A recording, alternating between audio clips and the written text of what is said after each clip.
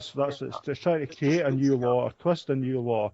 So that's what WikiLeaks screams of to me, is they're determined to use anything and everything to twist laws in ways that they were never intended to be, just so that they can find an excuse to haul Julian Assange through an extradition to the US and find anything they can possibly use to pin on him, and they're leaning down on every single one of the people that they can think of, including this MP who was, I don't know if she's a co-founder of WikiLeaks or something.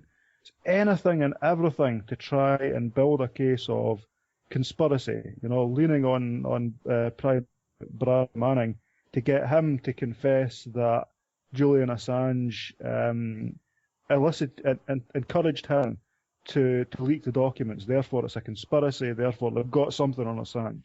So it's anything and everything to twist the laws and to twist justice to get a scalp, essentially.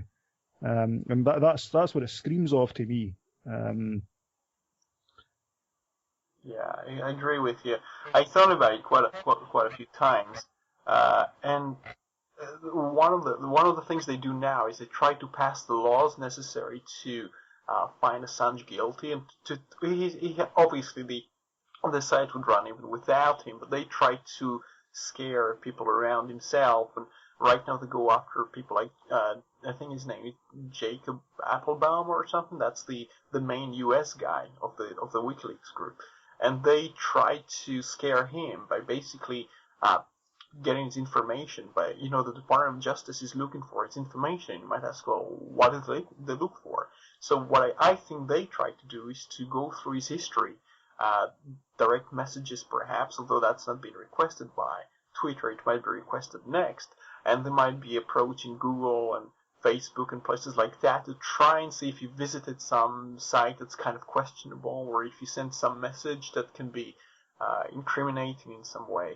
And they will try and use that against him to basically find some allegation against every single person with the site. This person, he raped a girl, this guy, he, killed this guy, or, this lady, she, had an affair or something, basically trying to defame each and every person, and therefore try to have the media ignore this organization or have the volunteers live in disgrace. I know that one of the things that happened when the Swedish situation it kind of come up the first time with Assange, there was some disagreement, and some people wanted Assange to kind of step down and not be the main person, or at least the public face of the organization. And of course, now we know at least lots of people know, obviously it's not a rape case, but in the media, as far as if you ask people, if you actually did a questionnaire, lots of people think this guy raped 2 girls or something like that. And that's a really damaging thing. He's just hired a PR agency in the UK to try to, at first I thought it was to kind of advertise or change things, but what he is actually trying to do is handle the media inquiries via a certain agency, so he doesn't say something kind of silly that will be used against him later. So that's Right. Well, I apologise, everybody. I had to shoot away from the microphone for a minute. I had a bit of an emergency downstairs with my little lad, so he needed his dad. So I'm back again. Just a topic I wanted to cover very quickly in relation to this argument about privacy and the whole thing about censorship on the net.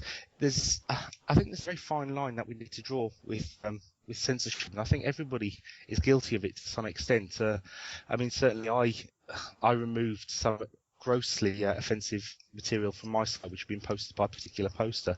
But the point I'm making, we've got at the moment we have all these WikiLeaks. Now, to be honest, for me personally, the subject, whilst it is interesting and the reports you read on the net are fascinating reading, it seems that this subject is being dragged out so much more than it should be. We have companies like Privacy International making comments about exposure of people's details online, yet the same Privacy International made no reference to the UDF's membership list being released online. Neither did they make any reference to the BNP, as far as I'm aware, being released online. Maybe because those two membership lists are quite controversial and maybe would have lost lost sympathy with the cause of Privacy International. It really just was a quick sort of throw out there comment while I've returned to the mic. I don't know whether you, Roy, or Gordon have got any comment to say on that. Well, on the EDL thing about, and I did notice the EDL are the English Defence League. Sorry, not UDF, yeah, EDL. Sorry, beg your pardon. Yeah, that was who you were talking about, yeah. Yeah. My mistake. Right. Yeah, the English Defence League. These are people who are white supremacists, essentially, in England. They are England for Englanders. They don't like anyone who is not white in England. I mean, even high-profile English people from a different heritage. You've got Ashley Cole, who is a black guy. He's English. He was born in England. He's a Chelsea footballer, but they don't consider him English because he's black. He can't possibly be English because he's black, which is complete bullshit. He was born in England. He's English. But this is the EDL. These are the people who invited the pastor across from the States, the guy who was going to burn the Quran. I mean, that's one thing to promote interracial harmony. What do? Well, you publicly burn their most sacrilegious book, and defame it as a words of the devil and all this kind of stuff. That's the way to make friends, surely. But he was eventually sort of persuaded to go back on that and not do it. But they invited him across, and they decided he was too racist for them, which is actually quite saying something.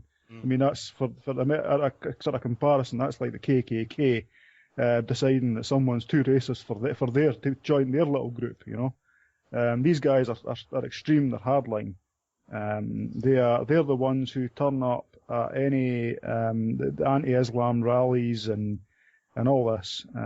So yeah, the fact that it's easy to be a racist when you're in a crowd, when you're in a mob, yelling and shouting and fighting. It's different when I mean, they don't like it when people sort of realise, hey, this is the names and addresses of all our members. This is where they work. This is exactly. It's like, oh shit, we've been exposed. And I mean, and it's got personal ramifications for their jobs and their.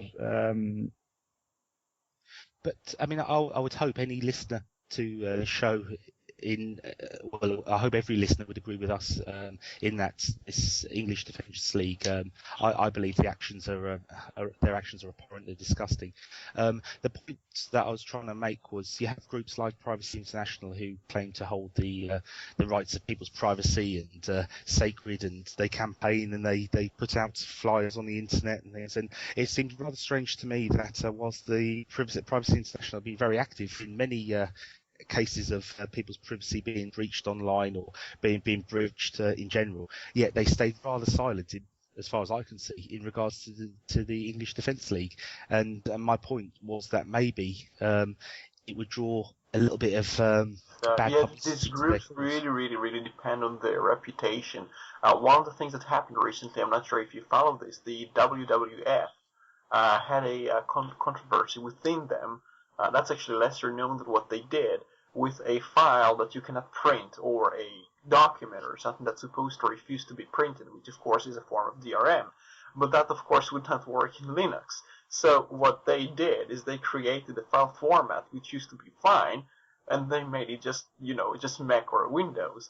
And there was a controversy, I think, between the branch that was, I'm not sure if it was the German branch and the international branch of the corporation. But basically, it was quite a PR disaster for them, and people start to associate this organization with this one blunder.